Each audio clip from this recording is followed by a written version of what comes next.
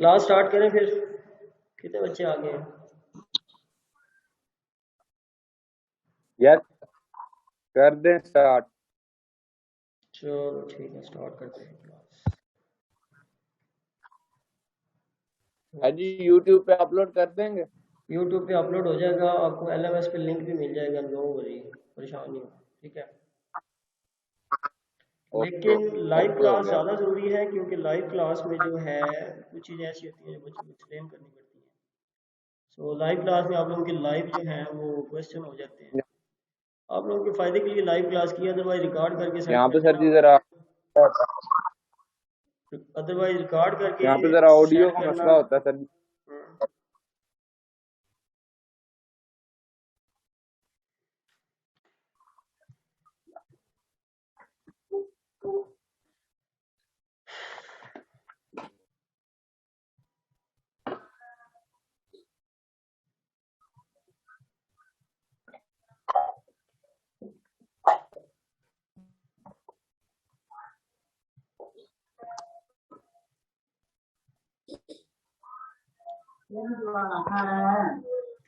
अपने अपने mics of कर दें, ठीक है, ताकि जो है आपको मेरी आवाज़ सही सुनाई दे। आप लोगों को स्क्रीन नज़र आ रही है?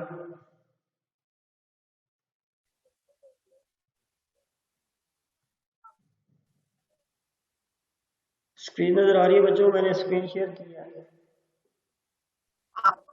जी सर, आ रही है। ठीक हो।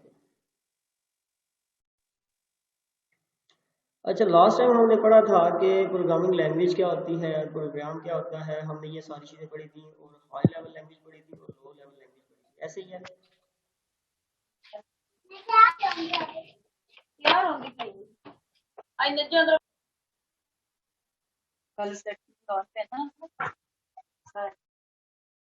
सब स्टूडेंट्स को मेरी आवाज़ आ रही है?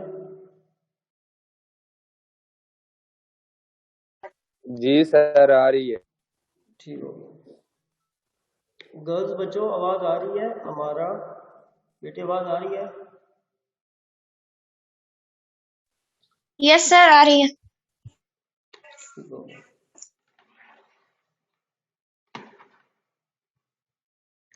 अच्छा, प्रोग्रामिंग लैंग्वेजेस हमने पढ़ा था कि ऐसी लैंग्वेजेस जिनको यूज़ करके हम प्रोग्राम लिख सकें या कोडिंग कर सकें या कोड लिख सकें, उसको, उस लैंग्वेज को प्रोग्रामिंग लैंग्वेज बोलते हैं। लास्ट टाइम हम ये सारी चीज़ें पढ़ चुके हैं। उसके बाद लैंग्वेज की दो टाइप्स हमने पढ़ी थी, हाई लेवल लैंग्वेज और low level language. Low level के अंदर हमने पढ़ा था कि एक मशीन लैंग्वेज होती है, एक होती है असेंबली लैंग्वेज। ये मैंने आपको पढ़ाया था, मशीन लैंग्वेज और असेंबली लैंग्वेज पढ़ाया था मैंने आपको। यस सर, पढ़ाया था। ठीक हो गया। मशीन लैंग्वेज ऐसी लैंग्वेज होती है जो फंडामेंटल लैंग्वेज होती है कंप्यूटर की, जिसको मशीन्स या कंप्यूटर डायरेक्टली अंडरस्टैंड कर पाते हैं। ये क्लोज होती है मशीन्स के, but far from the human. उसके बाद जो है हमारे पास आती है सेकंड, जो वन स्टेप हायर होती है, उसको बोलते हैं असेंबली लैंग्वेज।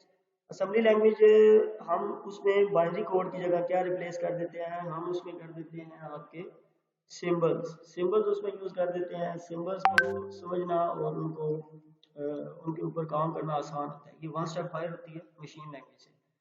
इसको भी मशीन लैंग्वेज के अंदर कन्वर्ट करना पड़ता है, ये डायरेक्टली अंडरस्टैंड कंप्यूटर नहीं कर सकता।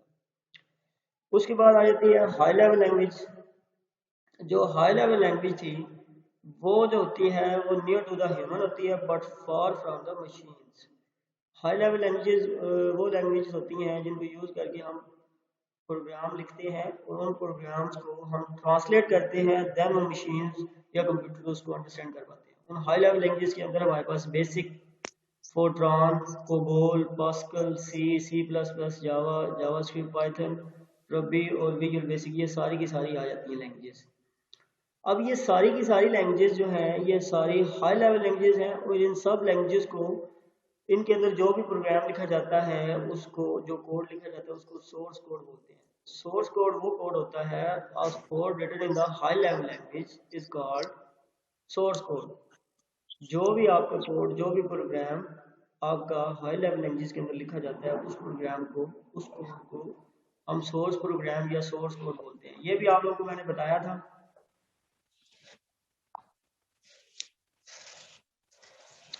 बच्चों सोर्स कोड और ऑब्जेक्ट कोड की डेफिनेशन लिखवाई थी मैंने या नहीं लिखवाई थी? सर जी सिर्फ लिखवाई थी उसकी, ऑब्जेक्ट कोड की, सोर्स कोड की नहीं लिखवाई थी। अच्छा, ऑब्जेक्ट कोड की लिखवाई थी सिर्फ। सोर्स कोड ये डेफिनेशन, ये नोट्स मैं बना दूंगा आप लोगों को, मैं सेंड कर दूंगा ग्रुप में, ठीक है। सोर्स कोड वो कोड होता है चलो ठीक है सर। जो हाई लेवल लैंग्वेज के अंदर लिखे गए प्रोग्राम को हम सोर्स कोड बोलते हैं। सोर्स कोड जो होता है डायरेक्टली अंडरस्टैंडेबल नहीं होता कंप्यूटर्स के लिए, इसको आपने ट्रांसलेट करना होता है ट्रांसलेटर्स के थ्रू, देन ये जो है कंप्यूटर इसको अंडरस्टैंड कर पाते हैं। ठीक हो गया, इसको सोर्स कोड बोलते हैं। अब लैंग्वेज ट्रांसलेटर्स होते हैं, ये भी आप लोगों ने नहीं पढ़े होंगे। लैंग्वेज ट्रांसलेटर्स पढ़ाए थे मैंने? सर जी नहीं पढ़ाए थे। No sir. चलो ये पढ़ लेते हैं।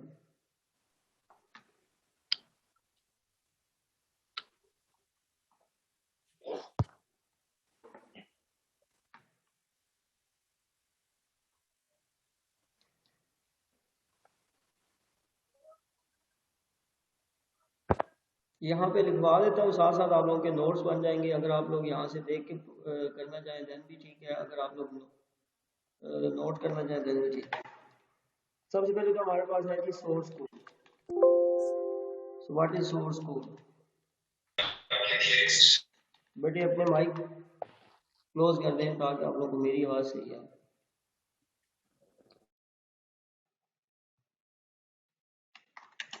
A program written in high level language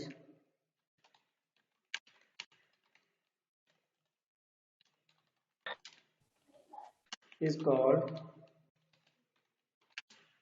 source program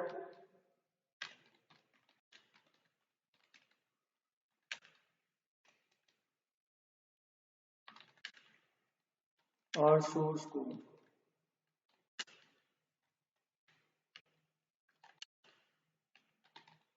It is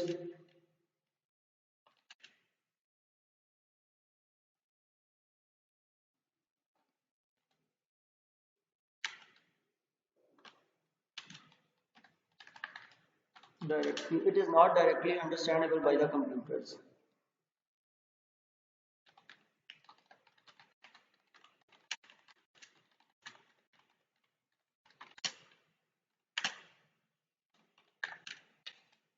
It should be translated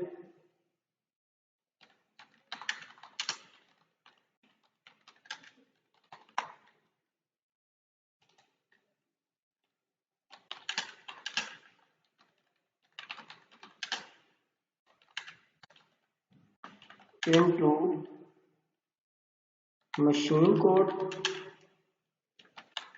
or machine or object code by using language translator.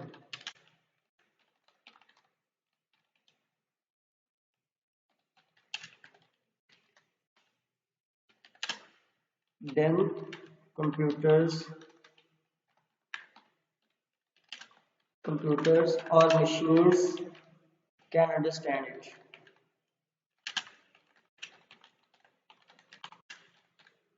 Okay हो गया जी। ये आपका था सोर्स कोड, कि सोर्स कोड क्या होता है और इसको कैसे मशीन या कंप्यूटर जो है वो अंडरस्टैंड कर पाते हैं। ओके हो गया, इसकी समझ आ गई है? ये जो यस सर। ये जो आपके नोट्स हैं इनको मैं सेव यस सर। नोट्स आपके सेव कर देता हूँ, बाद में आपको ये मैं ग्रुप में सेंड कर दूंगा। ठीक हो गया।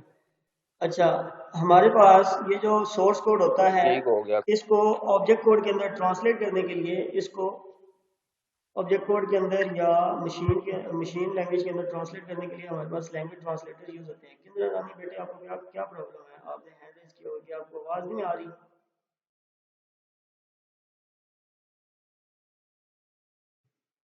मेरे ख्याल से कुछ बच्चों को आवाज नहीं आ रही, शायद उनके जो है एरिया में नेटवर्क का इशू होगा। अच्छा, सोर्स कोड जो होता है ये डायरेक्टली कंप्यूटर्स या मशीन इसको डायरेक्टली अंडरस्टैंड नहीं कर पाती, दैट्स व्हाई हमें इनको ट्रांसलेट करना पड़ता है। लैंग्वेज ट्रांसलेटर्स होते हैं जिनको यूज करके हम इनको ट्रांसलेट करते हैं। लैंग्वेज ट्रांसलेटर्स क्या होते हैं जी?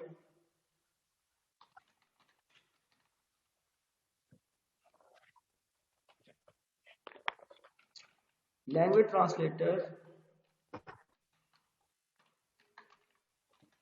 बेटे ये स्क्रीन के ऊपर जो है ना ये गंद ना मारो।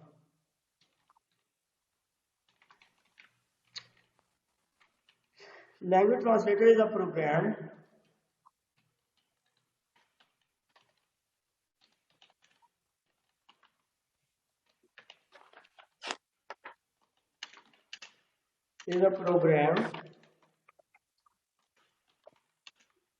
language translator is a program that can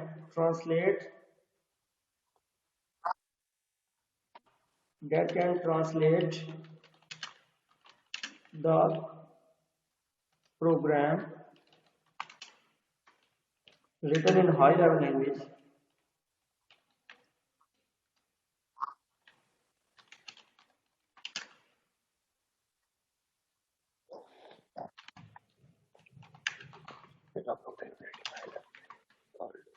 into the machine language।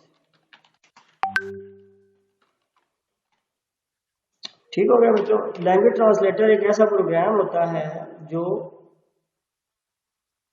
आपका हाई लेवल लैंग्वेज में लिखे गए प्रोग्राम को मशीन लैंग्वेज के अंदर कन्वर्ट करता है। इसकी समझ आ रही है? जी सर। जहाँ पे जिसका कोई क्वेश्चन हो मुझसे पूछ लेना अभी। ठीक हो गया। अब लैंग्वेज ट्रांसलेटर की 3 टाइप्स होती हैं जी। There are 3 types of language translator. First one is आपका है जी compiler,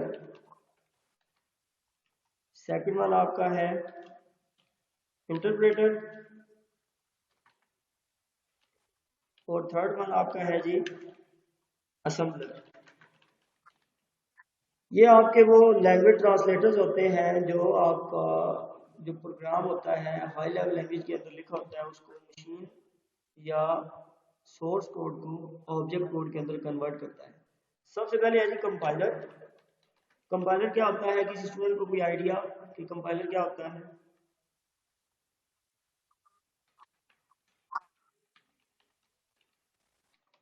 compiler is a programme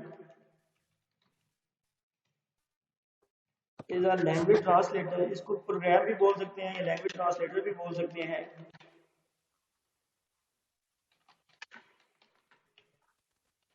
that converts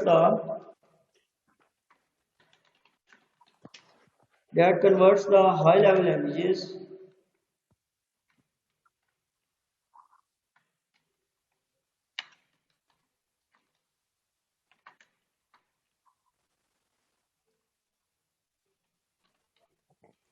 that convert the source code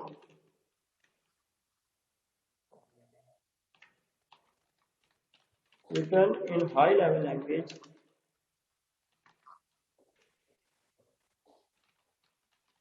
into the object code। मैंने आपको बताया कि ऑब्जेक्ट कोड क्या होता है। वो आपका कोड जो कंपाइलर कन्वर्ट करता है मशीन हाई लेवल लैंग्वेज से लो लेवल लैंग्वेज के अंदर या मशीन लैंग्वेज के अंदर, उस कोड को आप ऑब्जेक्ट कोड बोलते हैं। कंपाइलर आपका क्या एक ऐसा लैंग्वेज ट्रांसलेटर होता है जो हाई लेवल लैंग्वेज के अंदर सारे के सारे प्रोग्राम्स को कन्वर्ट कर देता है ऑब्जेक्ट कोड के अंदर या ऑब्जेक्ट प्रोग्राम्स के अंदर।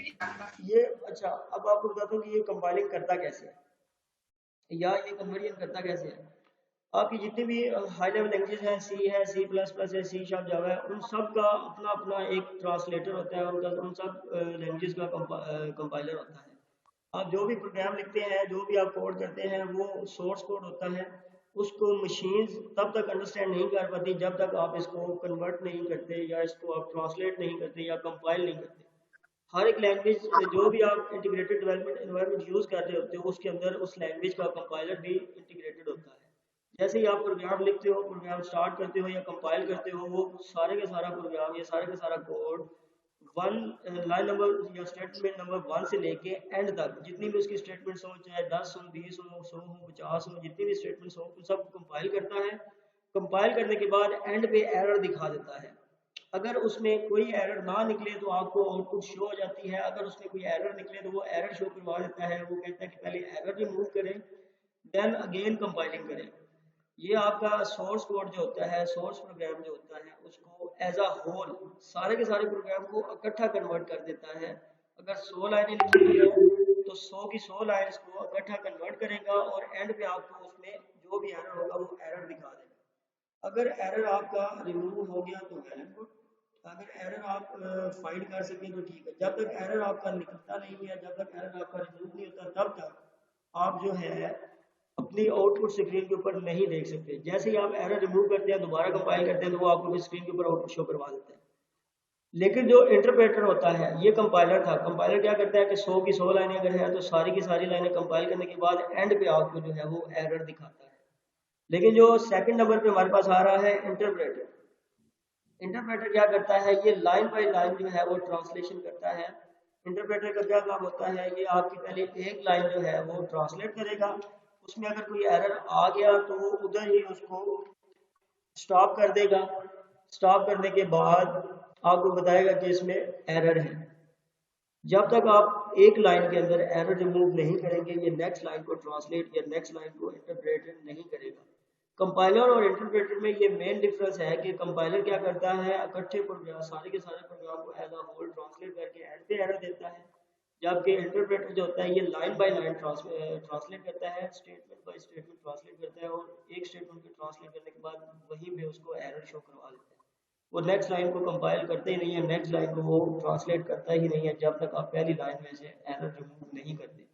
दैट्स वाई इंटरप्रेटर स्लो होता है और कंपाइलर फास्ट होता है।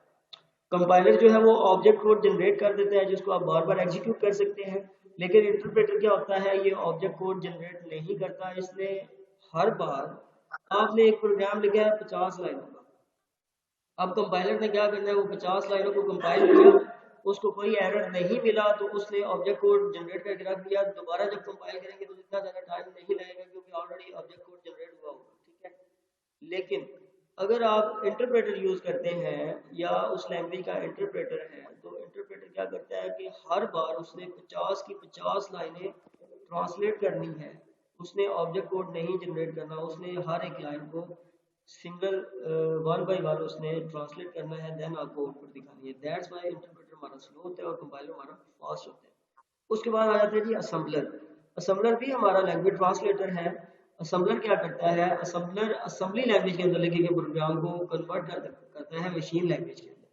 ये असेंबली लैंग्वेज के अंदर जो भी स्टेटमेंट्स आपकी लिखी होती हैं उसको मशीन लैंग्वेज के अंदर कन्वर्ट कर देता है और देन वो जो है आपको आउटपुट शो होती है। ये हमारे पास है लैंग्वेज ट्रांसलेटर्स, कंपाइलर, इंटरप्रेटर और असेंबलर्स। ठीक हो गया, इनके बारे में समझ आ गई है स्टूडेंट्स? कंपाइलर, इंटरप्रेटर और असेंबलर की समझ आ गई है? इसमें कोई क्वेश्चन है तो पूछे मुझसे। असेंबलर सर जी दोबारा समझा दो। असेंबलर क्या होता है? असेंबलर जैसे कि हमारी असेंबली लैंग्वेज है, ये लो लेवल लैंग्वेज होती है। हमने लो लेवल लैंग्वेज पढ़ी थी, उसमें से मशीन लैंग्वेज और असेंबली लैंग्वेज ये लो लेवल लैंग्वेज होती है, ठीक है। जो असेंबली लैंग्वेज है उसको डायरेक्टली कंप्यूटर अंडरस्टैंड नहीं कर पाता क्योंकि वो one step higher than machine language होती है। असेंबली लैंग्वेज के अंदर लिखे गए जो प्रोग्राम्स होते हैं वो सिंबल्स होते हैं, उन सिंबल्स को कन्वर्ट करता है असेंबलर। असेंबलर भी लैंग्वेज ट्रांसलेटर्स होता है, लैंग्वेज ट्रांसलेटर होता है, लेकिन ये सिर्फ और सिर्फ असेंबली लैंग्वेज के अंदर लिखे गए प्रोग्राम को या ऐसा कोड जो असेंबली लैंग्वेज के अंदर लिखा गया होता है उसको कन्वर्ट करता है मशीन लैंग्वेज के अंदर और देन कंप्यूटर उसको अंडरस्टैंड कर पाता है, देन आपको आउटपुट शो होती है। ओके, अब असेंबलर समझ आ गया? Okay okay. Any question? किसी और बच्चे का कोई क्वेश्चन हो?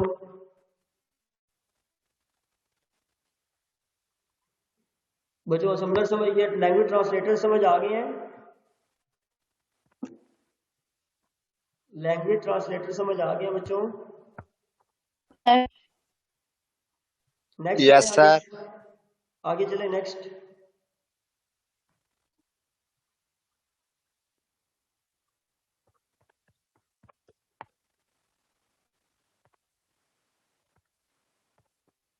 अच्छा, ये थी हमारे पास असेंबली लैंग्वेज और दो लेवल लैंग्वेज और हाई लेवल लैंग्वेज।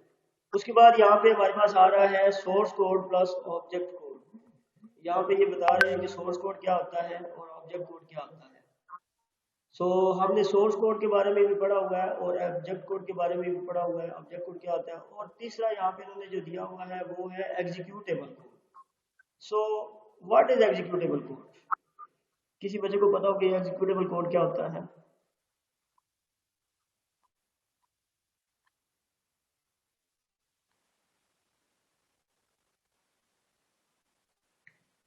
कोई स्टूडेंट ये बताए कि एग्जीक्यूटेबल कोड क्या होता है। 20 पार्टिसिपेंट्स हैं क्लास में हमारे, कोई एक बच्चा बता दे कि एग्जीक्यूटेबल कोड क्या होता है।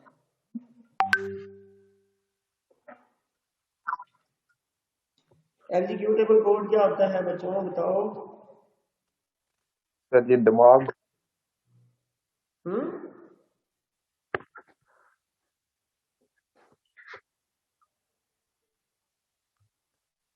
किसी and को process of the inverting hmm the processor compiler and like it. हाँ जी, बताएं कोई भी।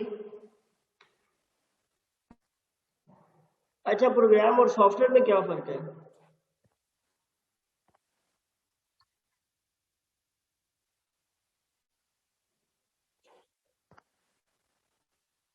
ये मैंने आप लोगों को प्रोग्राम और सॉफ्टवेयर में फर्क बताया था, तो क्या फर्क होता है? जी I कोई फर्क नहीं है सर जी। सर जी ये जो है एग्जीक्यूट नहीं होता, ये सॉफ्टवेयर है ये एग्जीक्यूट होकर उसकी एक इनपुट शो होती है। yes प्रोग्राम एग्जीक्यूट नहीं होता और जो सॉफ्टवेयर है ये एग्जीक्यूटेड होता है। ठीक हो गया। अच्छा, मैं आपको बताता हूँ, जो हमारा प्रोग्राम होता है ना, वो हमारे इंटीग्रेटेड डेवलपमेंट एनवायरनमेंट के अंदर चल रहा होता है, जहाँ पे हम कोडिंग कर रहे होते हैं। जो प्रोग्राम फाइल होती है ना, उसको सोर्स फाइल बोलते हैं। जब हम प्रोग्राम को एग्जीक्यूट कर देते हैं, जब हमारा प्रोग्राम चल जाता है, उसके बाद हम उसका बनाते हैं सेटअप। जो हमारी सेटअप फाइल होती है ना, एप्लीकेशन फाइल होती है, उसके साथ जो एक्सटेंशन आती है ना, वो .ext एक्सटेंशन आती है। .exe का मतलब होता है एग्जीक्यूटेबल फाइल।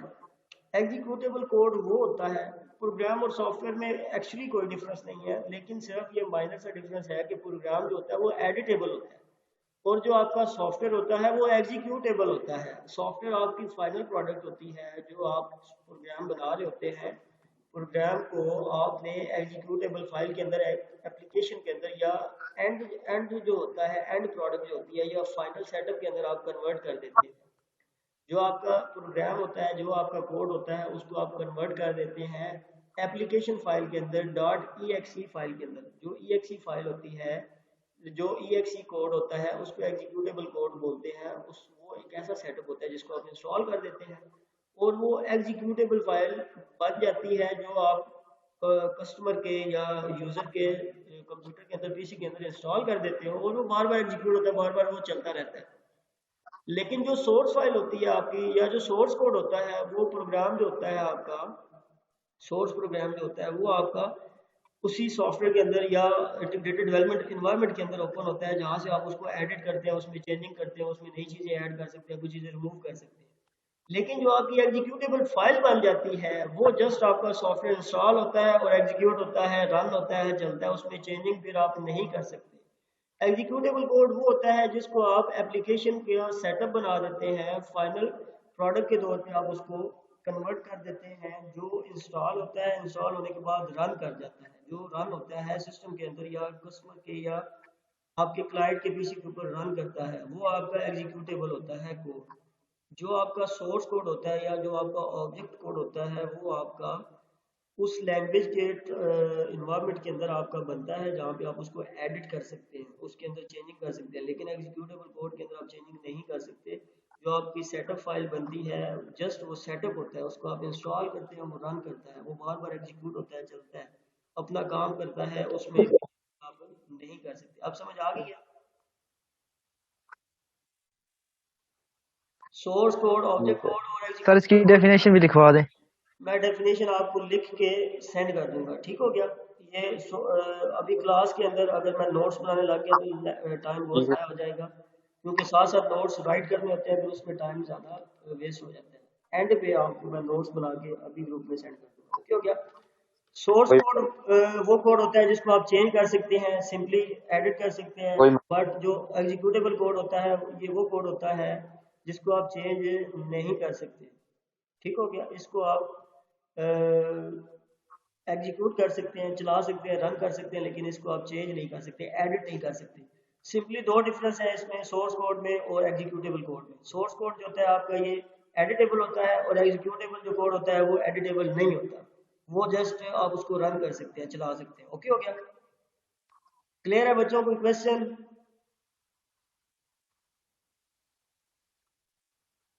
स्टूडेंट्स कोई क्वेश्चन है तो पूछो, नहीं तो आगे चलें, नेक्स्ट पढ़ाऊँ। आगे आगे चले सर जी। चले चले आगे चले। ठीक हो गया। ये यहाँ पे भी लिखा हुआ है, आप लोग अगर बुक से पढ़े ना तो बुक वालों ने भी लिखा हुआ है, after the source code is saved to a file the process of translating to the machine language on the begin during the first phase of this process the program is called preprocessor reach source code. The preprocessor searches for the special lines hash symbol. ये आगे उन्होंने इसको explain किया हुआ है कि source code से आगे आपका ऑब्जेक्ट कोड कैसे बनता है, ऑब्जेक्ट कोड कैसे बनता है, और फिर ऑब्जेक्ट कोड से आगे आपका एग्जीक्यूटेबल कोड कैसे बनता है। उसके नीचे इन्होंने डायग्राम भी दी हुई है, इसीलिए मैं आपको बुक सर पढ़ा रहा हूँ। बुक के ऊपर ये सारी डिटेल लिखी हुई है, आप बुक से पढ़ेंगे तो भी आपको एग्जीक्यूटेबल फाइल, ये देखें, ये यहाँ पर उन्होंने एग्जीक्यूटेबल फाइल कैसे क्रिएट होती है। लिंकर क्या होता है? Once a linker has finished with this setup, with this step, the executable file is generated. अगर आप यहाँ से भी इसको पढ़ें तो आपको समझ आ जाएगी, अदरवाइज जो सिंपल वर्डिंग में नोट्स हैं वो भी प्रिपेयर करके आपको सेंड कर दूँगा। लेकिन फर्स्ट प्रायोरिटी बच्चों बुक है आपकी, बुक से पढ़ें, क्योंकि बुक में जो लिखा हुआ है ये डिटेल में लिखा हुआ है, बुक से आप लोगों को समझ आ जाएगी। और जो चीज़ आपको बुक से नहीं समझ आती मुझसे पूछा करें। आप लोग ऐसा किया करेंगे, जैसे हमारा ये लेक्चर है आज, इसका नेक्स्ट लेक्चर मैं आपको पहले ही बता दूंगा, आप बुक से रीडिंग करके आएँ ताकि आपको कुछ चीज़ें पहले क्लियर हो, बाकी मजीद जो चीज़ें हैं वो मैं आपको बुक से पढ़ाऊँ और आप लोगों को समझ आ जाए। क्योंकि नेक्स्ट हमारी सारी क्लासेस फिलहाल ऑनलाइन ही हो रही है, और ऑनलाइन जब क्लासेस होंगी तो हमें ये जो है अपना बुक को ही फॉलो करना पड़ेगा। ये आप लोगों की बुक से मैंने अभी ये जो है इसको स्कैन की है बुक, और आपको ये मैं दिखा रहा हूँ। दैट्स वाई आप लोग बुक्स अपनी ले लें जिन बच्चों ने अभी तक नहीं ली, और बुक को फॉलो करें। यहाँ पे उन्होंने सारी डिटेल लिखी सर जी है। कब तक ऑनलाइन ओके क्लासें सर। हैं? बेटा 18 तक तो फिलहाल ऑनलाइन ही होगी, उसके बाद का कोई पता नहीं। सर ये बुक पे ये बहुत मुश्किल लिखा हुआ है उन्होंने ना, ये बहुत मुश्किल होता है, समझ नहीं आती इसकी। बुक से समझ क्यों नहीं आती? आप पढ़ें तो समझ आ जाएगी।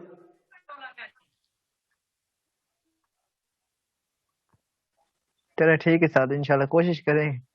बुक से पढ़ें, मैं आपको इनका सर समझा जी देता हूँ। गलत नहीं है जो इन्हें क्या? ट्रांसलेट करके। सॉरी समझ नहीं आई। मैंने कहा सर जी इनको ट्रांसलेट करने के लिए। बेटा ट्रांसलेटर हम हैं ना, हम आपको ट्रांसलेट करके पढ़ाएंगे ना, नो इशू। इसमें इन्होंने सारा फिर भी सर जी ये परेशान हो रहे हैं। नहीं, परेशानी की बात कोई नहीं है बेटे। यहाँ पे मैं आप लोगों को नेक्स्ट आगे इस बुक से ही पढ़ाऊंगा। ये अब बता रहे हैं कि एग्जीक्यूटेबल फाइल जनरेट कैसे हुई है। ये नीचे जो है ना, ये आपको मैं यहाँ से समझा देता हूँ। Translating the C++ source file into the executable file. हमने जो कोड लिखा वो हमारा सोर्स कोड है। जो हमारी हैश इंक्लूड आयो स्ट्रीम है ना, ये लाइन होती है प्री प्रोसेसर लाइन, ठीक है। ये इसको मॉडिफाई करती है सोर्स कोड को। उसके बाद आ जाता है हमारे पास कंपाइलर। कंपाइलर उसको कन्वर्ट करता है ऑब्जेक्ट कोड के अंदर। ऑब्जेक्ट कोड जैसे ही उसका कन्वर्ट हो जाता है, ये ऑब्जेक्ट कोड वो कोड होता है जो बार बार एग्जीक्यूट हो सकता है। ऑब्जेक्ट कोड लिंकर के साथ लिंक होता है और वो एग्जीक्यूटेबल फाइल बना देता है। यहाँ से ये पैराग्राफ पढ़ के आप लोगों को मैं समझा देता हूँ ताकि आप लोगों को ये समझ आ जाए। जब आपका प्रोग्राम एग्जीक्यूट हो रहा होता है ना, during the next phase the compiler steps through the process source code. जो कंपाइलर होता है ना, वो आपके सोर्स कोड को कन्वर्ट करता है। ये देखिए, translating the E source code instruction into the appropriate machine language instruction. ये सिंपल वर्डिंग में लिखा हुआ है, कोई मुश्किल नहीं है। वो बता रहे हैं कि जो आपका सोर्स कोड होता है उसको कंपाइलर किस में करता है, सोर्स कोड की जो इंस्ट्रक्शंस होती हैं उसको मशीन लैंग्वेज के अंदर कन्वर्ट कर देता है। ठीक हो गया। This process will uncover any syntax error. ये इसमें कोई सिंटैक्स एरर ना हो तो इसको वो कन्वर्ट कर देता है। आगे वो बता रहे हैं syntax errors are illegal use of the keywords operator की सिंटैक्स एरर क्या चीज़ होती है। वो बता रहे हैं कि अगर उसमें कोई सिंटैक्स एरर ना हो तो उसको कन्वर्ट कर देता है, और अगर सिंटैक्स एरर हो तो वो सिंटैक्स एरर्स होते क्या है। Syntax errors are the illegal use of the keywords operators punctuations and the other language elements. Syntax error ये होते हैं कि आपने कोई गलत ऑपरेटर यूज कर दिया है, कोई गलत कीवर्ड यूज कर दिया है, कोई पंक्चुएशन आपने गलत यूज कर दी है। If the program is free of the syntax error the compiler stores it translate machine language instructions. अगर प्रोग्राम के अंदर कोई भी आपका एरर ना हो तो कंपाइलर उसको क्या करता है, ट्रांसलेट कर देता है मशीन इंस्ट्रक्शंस में, which are called the object code और ऑब्जेक्ट फाइल। वही बातें हैं जो आपको बता चुका हूँ कि अगर उसमें कोई भी एरर ना हो, सिंटैक्स एरर ना हो, तो कंपाइलर उसको मशीन इंस्ट्रक्शन के अंदर कन्वर्ट कर देता है। ये जो मशीन इंस्ट्रक्शंस होती हैं which are called object code in an object file, ये ऑब्जेक्ट फाइल के अंदर एक आपका ऑब्जेक्ट कोड बन के आ जाता है। उसके बाद क्या है जी, although an object file contains the machine language instructions, हमें पता है कि जो ऑब्जेक्ट फाइल होती है या जो ऑब्जेक्ट कोड होता है उसके अंदर मशीन लैंग्वेज की इंस्ट्रक्शंस होती है या मशीन कोड होता है। It is not a complete program, ये कंप्लीट प्रोग्राम नहीं होता। Here is the why C++ conveniently equipped with the library of the pre-written code of performing the common operations or sometime difficult task। वो बता रहे हैं कि इसमें कुछ आपके कोड्स जो होते हैं वो प्री रिटन होते हैं, जैसे कि ये hash include iostream using the name space std। ये कुछ आपके प्री रिटन होते हैं जो पहले से रिटन होते हैं, क्योंकि इसने आगे उसको कन्वर्ट करना होता है मशीन लैंग्वेज के अंदर या एग्जीक्यूटेबल कोड के अंदर, ठीक है। For example, the library contains the hardware-specific code for displaying the message on the screen and reading the input from the keyboard। ये जो आपके दो लाइनें होती हैं ना, ये सिंटेक्स के अंदर इंक्लूड होती हैं। ये पहले से क्यों लिखी होती हैं, क्योंकि हैश इंक्लूड आयो स्ट्रीम का मतलब क्या है। हैश का मतलब ये प्री प्रोसेसर डायरेक्टिव होता है। आयो स्ट्रीम क्या चीज़ होती है, ये बताती है कि इनपुट और आउटपुट स्ट्रीम के साथ उसका कोई ना कोई वास्ता पड़ने वाला है। इनपुट आउटपुट स्ट्रीम का आयो स्ट्रीम का मतलब क्या है कि इनपुट और आउटपुट डिवाइसेस के साथ इसकी स्ट्रीमिंग होगी, इनपुट आउटपुट डिवाइसेस के साथ इसकी इंटरेक्शन होगी, इनपुट आउटपुट डिवाइसेस के साथ इसकी कम्युनिकेशन होगी, और इनपुट आउटपुट डिवाइसेस से या तो हमने इनपुट लेनी है या स्क्रीन के ऊपर आउटपुट डिवाइस के ऊपर हमने कोई चीज़ दिखानी है। ठीक हो गया। अब ये सारी चीज़ें उन्होंने लिखी हुई हैं। It is also provide the routines for the mathematical functions such as calculating the square root of the number. The collection of the code is called runtime library. It is the extensive program almost always use the same part of it. मतलब ये जो है ये हर programme के अंदर same use होगा। When the compiler generate an object file, however, it does not include the machine code for any runtime library routine the programmer might have used। वो बता रहे हैं कि जब भी कंपाइलर इसको कन्वर्ट करेगा ऑब्जेक्ट कोड के अंदर तो ये इसकी लाइब्रेरी जो है ये हमेशा इंक्लूड होती हैं। कई दफ़ा ऐसा होता है कि प्रोग्रामर नहीं भी इंक्लूड करता, लेकिन इन्होंने लाजमी यूज़ की होती हैं। यहाँ पे वो बता रहे हैं the programmer might have use, उसने शायद यूज़ की हो या ना की हो, इन्होंने उसको बाय डिफ़ॉल्ट सिंटैक्स के अंदर इंक्लूड कर दिया कि जब भी प्रोग्राम लिखा जाए ये लाइब्रेरीज जो हैं ये लाजमी रन टाइम लाइब्रेरीज जो हैं वो लाजमी उसके अंदर ऐड हो। During the last phase of the translation process, another program called the linker combines the object file with the necessary library routines।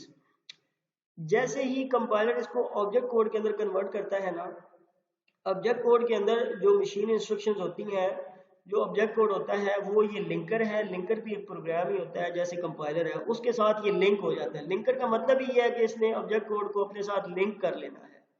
ये भी एक लाइब्रेरी रूटीन्स होती हैं। रूटीन्स क्या होती हैं, रूटीन एक टास्क होता है, रूटीन एक वर्क होता है, रूटीन एक काम होता है, रूटीन एक जॉब होती है जो इसके अंदर खुद को खुद चल रही होती है। कंप्यूटर्स के अंदर, कंप्यूटर के अंदर जो आपका एक प्रोग्राम चल रहा होता है ना, कंप्यूटर के अंदर जो आपका एक टास्क चल रहा होता है उसको रूटीन बोलते हैं। लाइब्रेरी रूटीन का मतलब ये है कि जो उसके अंदर पहले से ऐड है, एडिड रूटीन जो है, एडिड टास्क जो है, ठीक है। ये बता रहे हैं another program called the linker combines the object file with the necessary library routines। ये जो ज़रूरी की लाइब्रेरी रूटीन्स होती हैं या ज़रूरी की जो टास्क होते हैं उनके साथ आपका लिंकर कंबाइन कर देता है ऑब्जेक्ट कोड को, जो कि आपकी कंपल्सरी लाइब्रेरी रूटीन मतलब कंपल्सरी जो टास्क होते हैं। Once the linker has finish With this step, an executable file is created. The executable file contains the machine language instructions or executable code and it is ready to run on the computer. अब simple ये इसका conclusion निकला कि जब आप programme लिखते हैं तो वो हमारे पास होता है एक सोर्स कोड। सोर्स कोड को प्री प्रोसेसर डायरेक्टिव जो है उसको मॉडिफाई करता है, कंपाइलर उसको कन्वर्ट करके ऑब्जेक्ट कोड के अंदर कन्वर्ट कर देता है। जब कंपाइलर ऑब्जेक्ट कोड के अंदर कन्वर्ट कर देता है तो कंपाइलर की तरह का ही एक और जो है प्रोग्राम साथ वर्क कर रहा होता है, उसके अंदर जो आपका लैंग्वेज ट्रांसलेटर होता है उसके साथ ही ये भी प्रोग्राम वर्क कर रहा होता है, जो ऑब्जेक्ट कोड को लिंक कर देता है। लिंक करने के बाद ये लिंकर जो है उस ऑब्जेक्ट कोड की एक एग्जीक्यूटेबल फाइल बना देता है, ये एक एग्जीक्यूटेबल कोड बना देता है जो पीसी पे, क्लाइंट पीसी पे या यूजर के कंप्यूटर के ऊपर रन करने के लिए रेडी हो जाता है। ये एक ऐसी फाइल बना देता है जो एग्जीक्यूटेबल फाइल होती है, जो इंस्टॉल कर सकते हैं या जो रन हो सकती है। ये सारे का सारा प्रोसेस जो है ये लैंग्वेज या प्रोग्राम ट्रांसलेशन प्रोसेस बोलते हैं। ये सोर्स कोड से आपका एग्जीक्यूटेबल कोड जनरेट करने का प्रोसेस है। इस सारे प्रोसेस के अंदर कुछ चीज़ें ऐसी हैं जो लैंग्वेज के डेवलपर्स ने जब लैंग्वेज बनी थी उन्होंने पहले से इंक्लूड कर दी, जैसे कि आपका प्री प्रोसेसर डायरेक्टिव है, उसके बाद आपका कंपाइलर है, ऑब्जेक्ट कोड है और ये लिंकर है। ये सारी की सारी पहले से ही एडिड है। इनको डिफ़ॉल्ट सेटिंग्स भी बोलते हैं या प्री प्रोसेसर डायरेक्टिव के तौर पे भी आप यूज़ कर सकते हैं, इनको बोल सकते हैं। जैसे कि हैश इंक्लूड आईओस्ट्रीम है यूजिंग नेम स्पेस एसटीडी, ये सारा कुछ। हमारा काम होता है सोर्स कोड लिखना। हम सोर्स कोड लिखते हैं, उस सोर्स कोड को प्री प्रोसेसर डायरेक्टिव कंपाइलर के पास लेके जाता है, कंपाइलर उसको ऑब्जेक्ट कोड के अंदर कन्वर्ट करता है, ऑब्जेक्ट कोड के साथ आपका लिंकर अटैच हो जाता है जो उस फाइल को एग्जीक्यूटेबल फाइल या एग्जीक्यूटेबल कोड के अंदर कन्वर्ट कर देता है। ये सारे का सारा प्रोसेस उन्होंने लिखा हुआ है। इस सारे के सारे प्रोसेस में कोई भी ऐसी चीज़ नहीं है जो आपको समझ ना आए। अगर आप पढ़ें तो आपको ये सारी चीज़ें समझ आ जाएंगी। ये सारे का सारा मैंने बुक से ही पढ़ के आपको एक्सप्लेन किया। इसकी समझ आ गई है? ओके, इसकी समझ आई है बच्चों? Yes sir. किसी बच्चे को ना समझ आई हो या कहीं पे कोई यस सर, कंफ्यूजन मुझसे पूछ सकता है।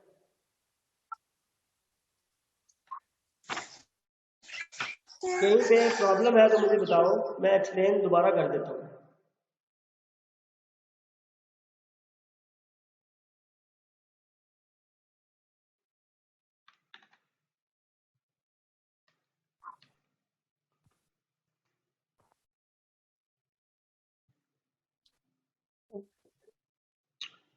हम पढ़ रहे थे जी लिंकर कैसे एग्जीक्यूटेबल फाइल जनरेट करता है, एग्जीक्यूटेबल फाइल कैसे, एग्जीक्यूटेबल कोड कैसे बनता है। इसमें किसी बच्चे को कोई कंफ्यूजन हो तो मुझे पूछे, मैं दोबारा एक्सप्लेन कर देता हूँ।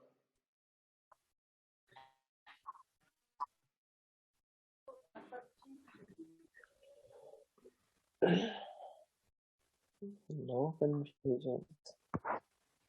ये क्लियर है आगे सबको? चलेंगे। ये क्लियर है सबको? यस।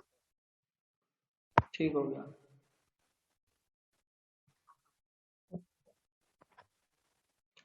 आगे वो बता रहे हैं कि मैनी डेवलपमेंट सिस्टम, जो डेवलपमेंट सिस्टम हमारे होते हैं ना उनको इंटीग्रेटेड डेवलपमेंट एनवायरनमेंट बोलते हैं। ये आईडी इन्होंने लिखा हुआ है। Particularly those are the personal computers have the integrated development environments (IDE). These environments consist of the text editors, compilers, compilers भी इनमें होता है, converters भी इनमें होते हैं, text editor भी होते हैं, and the other utilities integrated into the package with the single set of the menus। हमने हमेशा कोडिंग करने के लिए ना, ये आप लोग बात याद रखें, कोडिंग करने के लिए हमेशा आपको आईडीई अपने कंप्यूटर के ऊपर इंस्टॉल करना पड़ता है, जिसको इंटीग्रेटेड डेवलपमेंट एनवायरनमेंट बोलते हैं। ये जो इंटीग्रेटेड डेवलपमेंट एनवायरनमेंट होता है इसमें सबसे पहले टेक्स्ट एडिटर होता है जहाँ पे आपने कोड लिखना होता है। उसके बाद इसके अंदर ही कंपाइलर भी होता है, ट्रांसलेटर भी होता है, and the other utilities integrated to the package with the single set of the menus. इसमें सारी चीज़ें होती हैं। जो आप कोड लिखते हैं, कोड को आपने एग्जीक्यूट कैसे करना है, उन्होंने नीचे एक एग्जांपल भी दी हुई है। जैसे कि ये है, ये आपका विजुअल स्टूडियो है। विजुअल स्टूडियो के अंदर हमने प्रोग्रामिंग करनी है। विजुअल स्टूडियो बड़ा एक सॉफ्टवेयर है, वो बड़ा ही इजी सॉफ्टवेयर है। इसको यूज़ करना बहुत ही ईजी है। इसमें कुछ नेम स्पेसेस हैं, hash include iostream using the name space STD int main, ये पहले से बना होता है। इसको आपने क्या करना होता है, यहाँ पे आपने कोड लिखना होता है। ये हमारी कोडिंग लाइन है।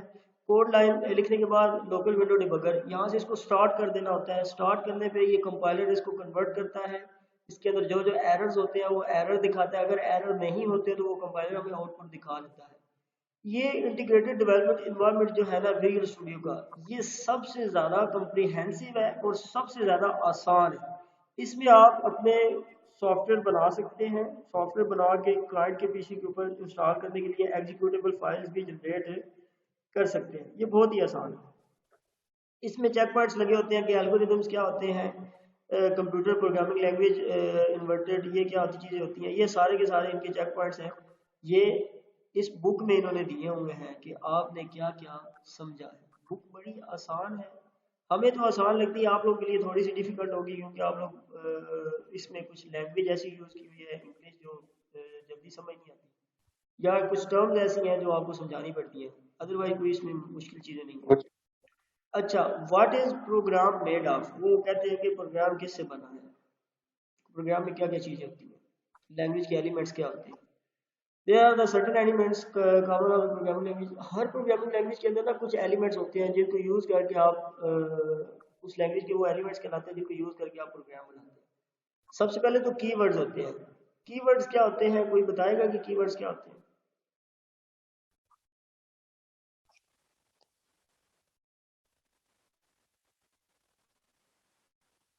जो कीवर्ड्स होते हैं ना, ये हमारे पास हर प्रोग्रामिंग लैंग्वेज के अंदर ना कुछ ऐसे वर्ड्स होते हैं जो पहले से डिफाइंड होते हैं। इनको रिजर्व वर्ड्स भी बोलते हैं।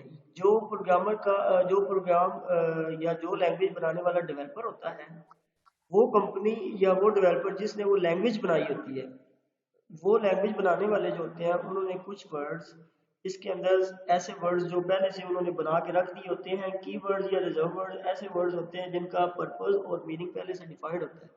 Word that have a special meaning, keywords may only be used for their identified purpose, intended purpose. Keywords are also known as the reserved words. ये ऐसे वर्ड्स होते हैं जिनका पर्पस और मीनिंग पहले से डिफाइंड होता है, इनको चेंज नहीं किया जा सकता, इनका पर्पस रीडिफाइन नहीं हो सकता, इनका मीनिंग रीडिफाइन नहीं हो सकता। ये इनका स्पेशल मीनिंग होता है जो लैंग्वेज वालों ने बना के रखा होता है। जैसे कि इंट है, इंट मेन, ये एक आपका मेन फंक्शन है लेकिन ये पहले से बना हुआ है। ये रिजर्व वर्ड है, मेन आपका रिजर्व वर्ड है, इंटीजर आपका एक आइडेंटिटी ये डाटा टाइप है, लेकिन इंट जो है ये भी आपका एक कीवर्ड है जो पहले से बना हुआ है। उसी तरह प्रोग्रामर डिफाइंड आइडेंटिफायर्स होते हैं जो प्रोग्रामर ने डिफाइन किए होते हैं। Words are the name defined by the programmer. They are the symbolic names that refers to the variable or the programming routines. Programming routine वही फिर बात आ गई जैसे कि फंक्शंस होते हैं, जैसे कि वर्क परफॉर्म करने के लिए कुछ आपने टास्क बनाए होते हैं। एक आपका जो फंक्शन है वो भी एक आपका टास्क होता है, उसको भी आप रूटीन बोल सकते हैं। जो आप जैसे कि यहाँ पे नीचे है programmer defined identifiers, they are the symbolic names refer to the variables or the programming routines. ये जो आपका यहाँ पे मेन है, ये आपका मेन फंक्शन है, इसको आप मेन रूटीन भी बोल सकते हैं, ठीक है।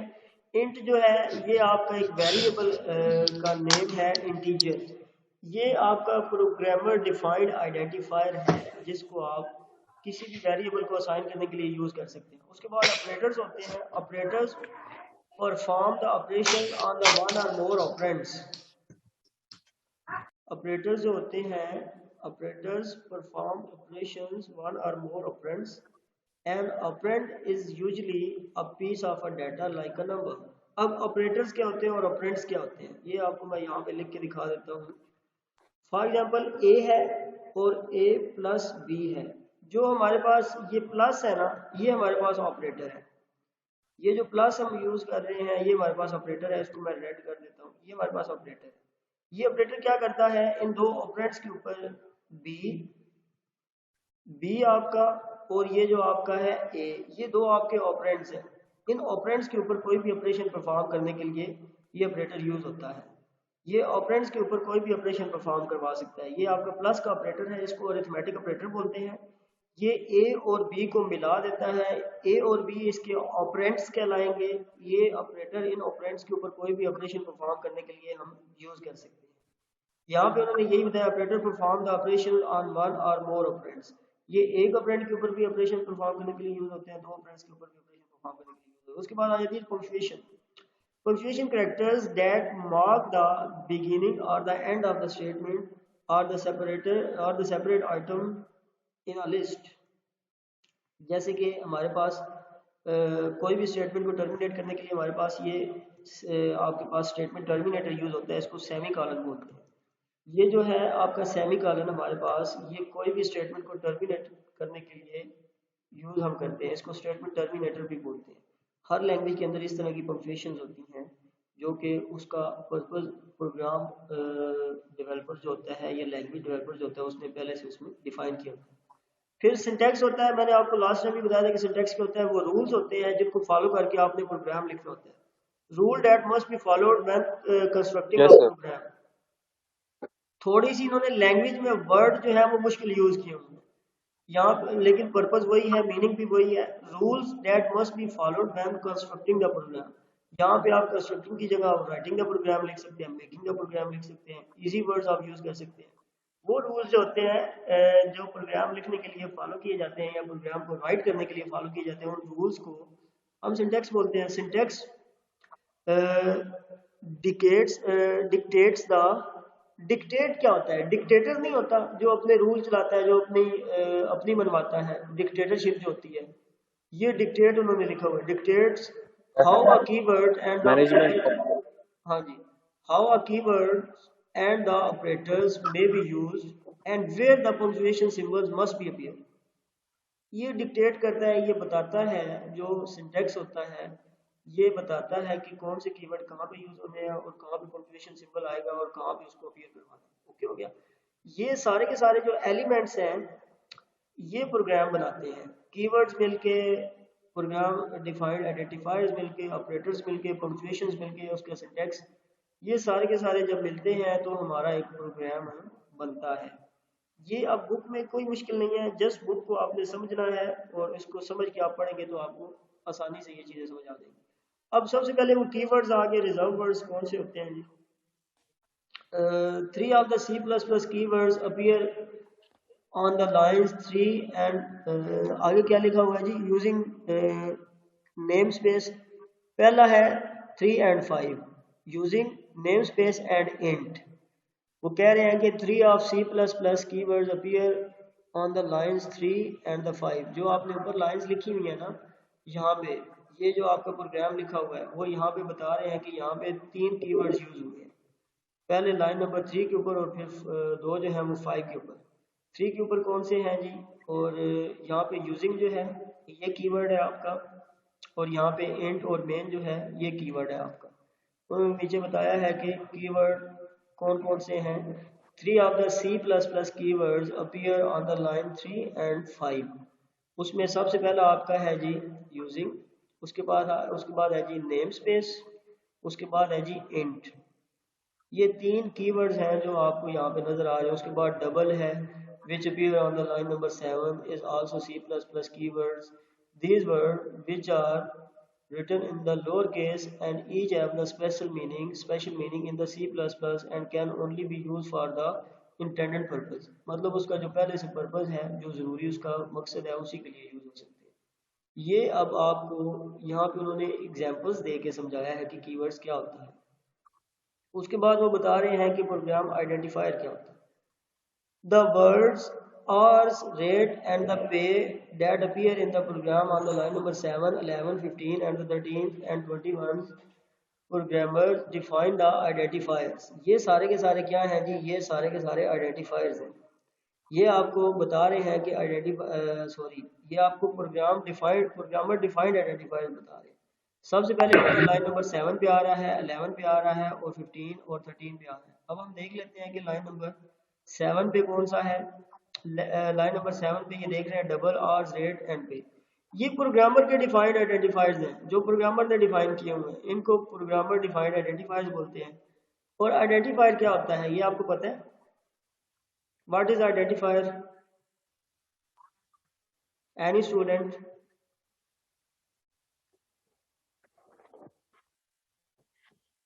आइडेंटिफायर्स क्या होता है? किसी को नहीं पता कि आइडेंटिफायर क्या होता है?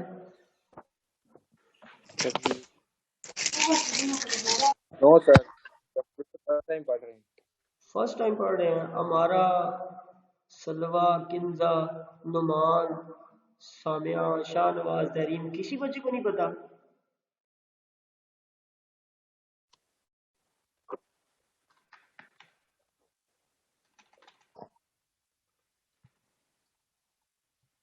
लिखवा दें सर जी।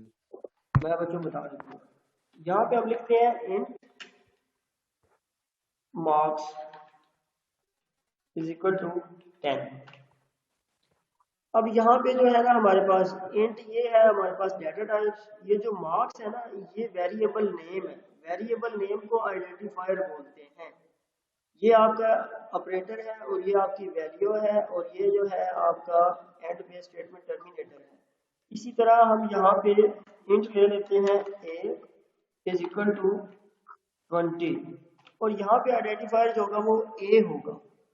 जो वेरिएबल का नेम होता है ना, जैसे कि वेरिएबल का name string b, string a, string name, string roll number, something, जो आप वेरिएबल डिफाइन करते हैं, वेरिएबल को डिफाइन करने के लिए उसकी डाटा टाइप जरूरी होती है और उसका नेम जरूरी होता है।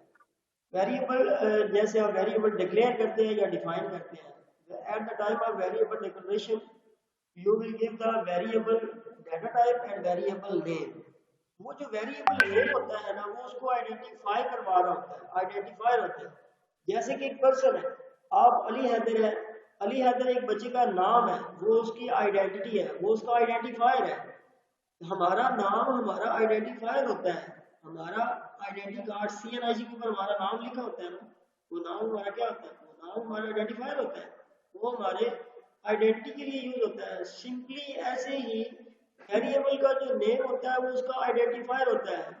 प्रोग्रामर डिफाइंड आइडेंटिफायर का मतलब है जो प्रोग्रामर प्रोग्राम लिखने के टाइम पे जो डिफाइन करता है वेरिएबल का नेम, वो आइडेंटिफायर कहलाता है। अब बात समझ आई है?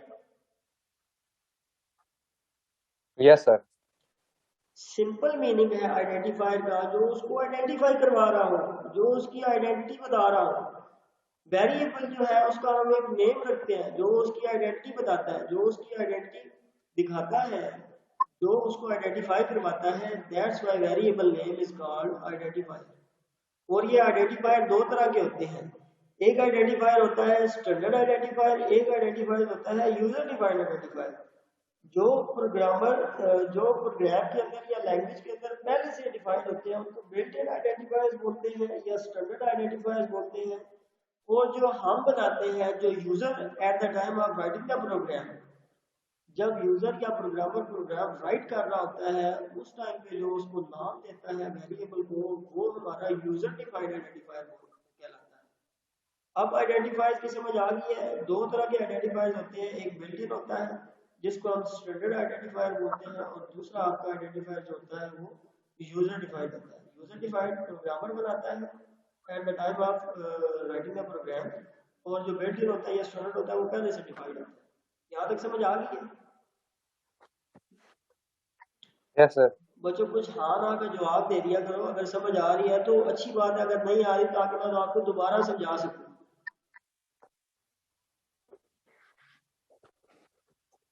बच्चों आवाज आ रही है सबको? जी सर आ रही। ये गर्ल्स तो हाँ भी को नहीं करती, कुछ तो बता दिया करो बच्चों, ताकि मुझे पता चले कि जो मैं पढ़ा रहा हूँ आपको समझ आ रही है। यस सर समझ आया। ठीक हो गया बच्चों। अनफॉर्चुनेटली हमारी क्लासेस अब ऑनलाइन हो गई है, यस सर। लेकिन ये बहुत रॉन्ग हुआ है। हमारी क्लासेस ऑफलाइन ही होती तो अच्छा था, क्योंकि ये चीजें आपको ऑफलाइन क्लासेस में अच्छे से समझ आ जाती। खैर व्हाटएवर, आगे चलते हैं जी। ऑपरेटर्स क्या होते हैं? ऑपरेटर्स मैंने आपको बता दिया, प्लस माइनस मल्टीप्लाई डिवाइड, ये सारे के सारे ऑपरेटर्स होते हैं जो कि कुछ ऑपरेशन परफॉर्म करने के लिए यूज होते हैं। उसके बाद पंक्चुएशन है, ये आपके लाइन नंबर इन्होंने दिया हुआ है कि लाइन नंबर 3, 7, 10, ये सब यहाँ पे सेमी कॉलन जो यूज हुआ है ये सेमी कॉलन आपका पंक्चुएशन के तौर पे इस्तेमाल हो रहा है क्योंकि हर एक लाइन को ये ब्रेक कर रहा है। जैसे कि ये इसके इस लाइन के एंड पे सेमी कॉलन लगा हुआ है, ये स्टेटमेंट टर्मिनेटर है, ये उस लाइन को ब्रेक कर रहा है कि यहाँ पे एक लाइन या एक स्टेटमेंट एंड हुई, आगे नेक्स्ट स्टेटमेंट स्टार्ट हो रही है। उसके बाद आगे वो बता रहे हैं कि लाइंस एंड द स्टेटमेंट्स क्या हैं, ये वेरिएबल्स क्या हैं, ये सारी चीज़ें उन्होंने लिखी हुई हैं कि ये क्या होती है। आज के क्लास के हम अंदर लाइन एंड स्टेटमेंट यहाँ तक करते हैं ताकि आप लोगों को ज़्यादा जो है मुश्किल ना लगे चीज़ें। इतना काफ़ी है या आगे और पढ़ा दूँ? काफी है sir ji, line and statements next class में पढ़ लेंगे। यस सर काफी है। लाइन एंड स्टेटमेंट क्या होता है, आगे वेरिएबल्स क्या होते हैं, ये इंशाल्लाह ताला हम नेक्स्ट क्लास में पढ़ेंगे। ओके हो गया? Yes sir. यहाँ तक बच्चों मैंने आप लोगों का लेक्चर रिकॉर्ड कर लिया है। ये लेक्चर आपका LMS के ऊपर भी सेंड कर दूंगा, यूट्यूब के ऊपर भी हो जाएगा, आपको रिकॉर्डेड लिंक्स मिल जाएंगे। लेकिन लाइव क्लास इसलिए की है ताकि आप लोगों के जो क्वेश्चन हो साथ साथ उनका आंसर हो जाए। लाइव क्लास में ज़्यादा बेटर समझ आती है मेरे ख्याल से, आप लाइव क्लास की तरफ ही ज़्यादा फोकस किया करें, ठीक है? Yes sir. Sir ji we okay will है, do। ओके है, यहाँ तक क्लास एंड कर दूँ? किसी का कोई क्वेश्चन ओके। बच्चों? Yes sir. अगर समझ no sir. No sir, so much sir जी। अगर समझ नहीं आई तो बता दें, जो चीज़ आपको समझ नहीं आई मैं दोबारा एक्सप्लेन कर देता हूँ।